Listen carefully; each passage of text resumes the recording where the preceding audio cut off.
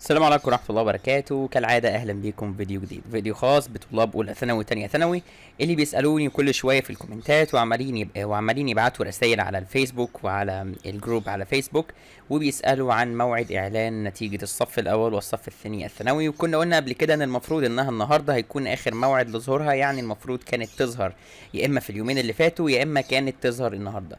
ولكن الأخبار اللي وصلت لنا حاليا إن موعد اتغير، أو موعد إعلان نتيجة الصف الأول والصف الثاني الثانوي اتغير، وتم ترحيله أو تم تأجيله ليوم الأربع القادم إن شاء الله.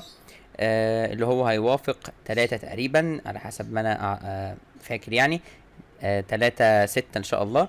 فده الموعد اللي المفروض اتأجلت ليه الشهادة بتاعت أولى ثانوي وتانية ثانوي.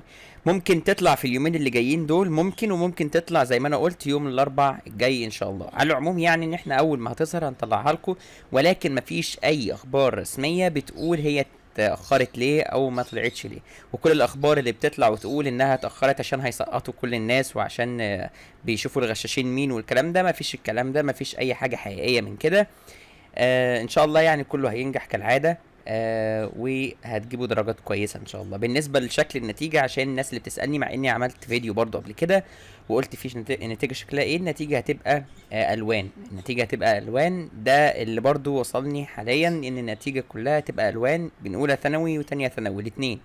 اولى ثانوي هتبقى الوان وتانية ثانوي هتبقى الوان. انا كنت قايل انها درجات، بس الاخبار اللي وصلتني بعد كده برضو قالت انها بقت الوان. بس ده اللي انا كنت حابب اقوله في الفيديو ده. اطمن ما تقلقش، هي اول ما هتنزل ان شاء الله ننزلها على الموقع اللي قدامك ده اللي انت شايفه موقعنا، هننزلها عليه اول ما تظهر بالظبط على طول، وهتنزل هنا قبل ما تنزل على القناه، وبعد كده نقوم منزلينها على القناه ان شاء الله. لينك الموقع اسفل في الديسكريبشن او في الوصف. كمان هننزلها على جروبات الفيسبوك او جروب الفيسبوك وعلى صفحه الفيسبوك اول ما تظهر على طول. عشان كده لو انت عايز تتابع اول باول، يا ريت تظهر الحاجات اللي احنا قلناها دي وتدوس سبسكرايب او اشتراك عشان يوصلك كل جديد. وعشان تضمن ان كل حاجه توصلك اول باول في اشعار او في نوتيفيكيشن، تفعل زر الجرس وتعمله على الكل. كمان ما تنساش تضغط زر لايك تقديرا ودعما للمجهود والفيديو. نشوفكم في فيديوهات جايه ان شاء الله باخبار كويسه وتطمن. السلام عليكم ورحمه الله وبركاته.